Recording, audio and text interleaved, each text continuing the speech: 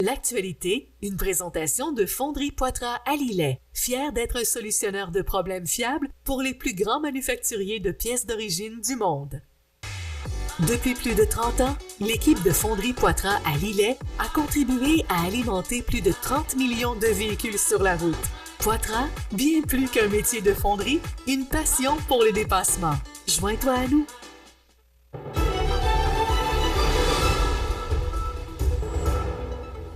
Alors, dans l'actualité de ce mercredi, le milieu de la semaine déjà, le temps passe vite et on s'approche de plus en plus au temps des fêtes. Il faut commencer à y penser.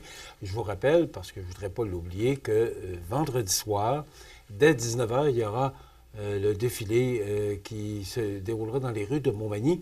Et à cet effet, il y aura des rues fermées. On vous en fera part demain, vendredi, là, de bien prendre en note les rues de la ville qui seront fermées, particulièrement, bien sûr, vous allez comprendre que la rue Saint-Jean-Baptiste le sera, mais on vous donnera la liste demain, mais aussi de penser à participer, parce que ce défilé se terminera à la place Montel, où il y aura le marché de Noël, le Père Noël sera là, il y aura de l'animation. Alors, c'est une fête et on se souvient il y a 2 ans là, de la forte participation de la population. On s'attend encore à une forte participation cette année, mais juste peut-être ne pas oublier là, qu'il y aura des rues fermées le temps du défilé. Là, et bien sûr, toutes les rues qui mènent à Place Montel, là, ou du moins en face de Place Montel, il faut penser que pour un bout de temps, vendredi soir, là, ces rues seront fermées. Alors, c'est important si vous devez vous déplacer dans ce coin-là, vendredi soir, entre, je vous dirais, 19h et 21h, ça va être peut-être un petit peu plus problématique. Bon, dans l'information, Québec met 8,3 milliards sur la table pour protéger le pouvoir d'achat et soutenir l'économie. Rien de bien surprenant. D'abord, s'il y en a qui pensaient là, que le prix à la pompe pour l'essence allait diminuer, je ne m'y attendais pas. Avez-vous pensé, hier, je pense qu'il faut en parler. À l'occasion, lorsque je vois les tarifs monter, je vous le mentionne, là, mais hier, M. Girard, le ministre des Finances, donnait un point assez important. Il dit, si on diminue la taxe sur l'essence, est-ce que ça va vraiment aller dans les poches des consommateurs, des contribuables?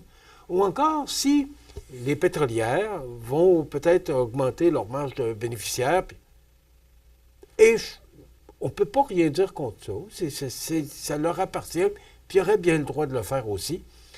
Alors, il dit, moi, je ne pense pas que c'est là qu'il faut aller. Peut-être, oui, partout au Canada, là, la taxe carbone là, qui a été enlevée par M. Carney. Mais je trouvais que c'est la première fois que j'entendais ce raisonnement-là, puis je trouvais, c'est vrai, ça a peut-être du bon sens. Alors que là, on va diminuer à peu près 137 $. Vous allez dire, ouais, 137 piastres. Bien, 137 piastres, M. Girard disait par paye, là. Moi, je comprends peut-être que c'est plus par mois. En tout cas, peu importe, là. Mais on diminue là, le montant qu'on doit donner au RRQ et au RQPA, là. Mais quand même, c'est ça. 137 piastres, c'est peut-être ce que vous mettez d'essence dans votre véhicule par mois, 137, 150, 175. Moi, je dis, à partir du moment où, quand on a un déficit de 12,4 milliards, c'est ce que M. Girard a annoncé hier, que ce serait le déficit qui serait annoncé officiellement là, à la fin de l'année fiscale le 31 mars prochain, je vois qu'il y a des efforts qui sont faits. Le gouvernement annonce aussi une indexation de 2,05 du régime fiscal et des prestations d'assistance sociale à compter du 1er janvier. Comme M. Girard l'a mentionné souvent hier, le 1er janvier, là, c'est demain, là, c'est bientôt. Là. Alors, c'est quand même rapide. C'est un allègement fiscal de 4,1 milliards de dollars sur 5 ans. Aussi, c'est important, Québec annule la hausse du taux d'inclusion des gains en capital. On sait que ça avait été fortement augmenté sous le gouvernement Trudeau. M. Carney l'a enlevé dans le dernier budget, ou M. Champagne, là. Là, M. Girard suit, parce que M. Girard n'avait pas l'intention de l'enlever. Et là, il nous a annoncé hier que cette indexation, là, ce taux d'inclusion des gains en capital, il l'a tout simplement annulé pour, peut-être qu'il va revenir avec le budget de la prochaine année, mais en tout cas, qu'est-ce que vous vouliez qu'il fasse quand tu as 12,4 milliards de dollars? Tu perds de l'argent, puis il faut que tu trouves des moyens pour aider la population qui vit des temps difficiles.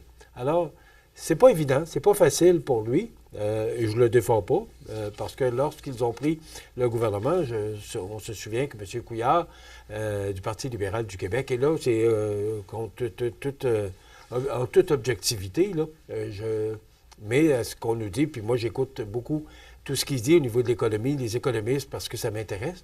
Mais le gouvernement Couillard, souvenez-vous là, qu'on avait passé des bouts quand même assez difficiles parce qu'on avait serré la vis. Et M. Couillard, ce qu'on nous dit, et je prends l'information reçue, qu'il y avait de l'argent dans les coffres. Mais il faut pas... faut comprendre que ça fait quand même 7 ans de ça. Alors, depuis 7 ans, les choses ont bien changé. Les tarifs douaniers, il n'y en avait pas il y a 7 ans. Alors, c'est pas évident de gérer aujourd'hui, que ce soit municipal, provincial et fédéral. Je voyais ce matin dans le Journal de Québec, et j'entendais hier M. Blaney au bulletin d'information de Radio-Canada à 18h hier, que M. Blaney vient de trouver, c'est-à-dire, quand M. Lehoulier est parti, il y avait un budget qui était en voie, là, puis là, il y a un nouveau budget qui doit être approuvé avant le 31 décembre, c'est la loi. Et là, Lévis doit trouver 13,9 millions de dollars d'ici la mi-décembre, parce qu'il y a un trou dans le budget. Alors, avant de faire le nouveau budget de la prochaine année, M. Blaney doit trouver 13,9 millions de dollars, parce que c'est un déficit pour l'année en cours à Lévis. Alors, c'est pas simple, c'est pas facile pour nos dirigeants. Puis c'est pas facile parce que non plus, puis je comprends M. Blaney, je comprends Gabriel Brisebois, je comprends tous ceux qui dirigent les villes, les municipalités, les gouvernements. La facture est toujours... Parce que vous savez que le gouvernement, là, il gère notre argent. Alors, par nos impôts, par nos comptes de taxes. Alors, il gère notre argent. Donc, s'il en manque, ben ils vont aller où, vous pensez? Ils vont venir dans les poches des consommateurs ou des contribuables. C'est une business qui prend les revenus des consommateurs, qui donne des services, et à la fin, ils sont tenus d'avoir un budget équilibré, non déficitaire. Du moins, c'est vrai au municipal. Au provincial, c'est pas. Il faut croire que c'est pas vrai, parce qu'on voit un déficit de 12,4 milliards au provincial, ici au Québec, et de 78 milliards au fédéral. Donc, je ne suis pas sûr que c'est la même loi qu'au municipal. Je ne comprends pas, par exemple, qu'on impose,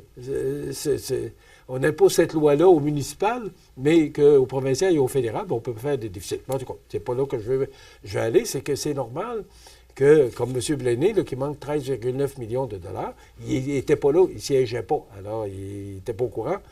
Peut-être qu'il l'était, mais peut-être pas à ce point-là. En tout cas, peu importe, je ne suis pas là pour juger de la situation, mais juste de l'analyser. Mme Brisebois, elle était là. Elle siégeait au conseil municipal depuis 4 ans, donc elle n'aura probablement pas cette surprise-là.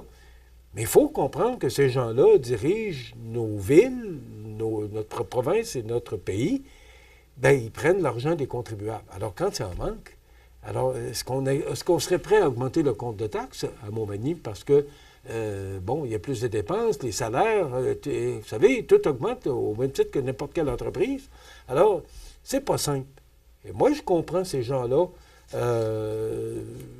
Oui, peut-être que des fois, on dépense, mais regardez les services qu'on a, tant municipal, provincial que fédéral. Et à chaque fois qu'il se passe de quoi, on m'a appelé le gouvernement, puis on m'a demandé de l'aide. Mais cet argent-là, elle vient de la poche des contribuables tout le temps. Alors, eux gèrent l'argent qu'on leur donne. Donc, s'il en manque, c'est normal qu'ils viennent dans nos poches. Alors, 13,9 millions que M. Blaney doit trouver avant de procéder à l'adoption du prochain budget. Pas facile. Alors, c'est ça. C'est tout ça pour dire que la mise économique ou la mise à jour économique du ministre Girard, là, il n'y avait pas beaucoup de surprises, mais il n'y a tellement pas il y a pas d'espace pour travailler. Alors, travaille avec ce qu'il y a, puis il essaye de plaire à tout le monde et de faire comprendre aux gens que c'est pas facile de gérer aujourd'hui, puis on a un déficit, alors on ne peut pas aller plus loin dans ce qu'on vous propose, mais quand même, on vous propose des choses. Et dans le Journal de Québec, c'est marqué « Et tant pis pour les médias ». Le secteur de la télévision et des journaux privés est secoué par une importante crise depuis un certain temps déjà. On le sait, 87 postes coupés à TVA. Il n'y a rien pour les médias et c'est rien pour nous aider. Alors, demain, on aura Catherine Couillard qui viendra nous parler de tourisme, et c'est son nouveau rôle maintenant. Elle est coordonnatrice chez Tourisme des îles de Montmagny. Voilà, ça complète notre émission dans quelques instants. Les avis de décès. Bonne journée, à demain. L'actualité, une présentation de Fonderie Poitras à Lillet, fier d'être un solutionneur de problèmes fiables pour les plus grands manufacturiers de pièces d'origine du monde.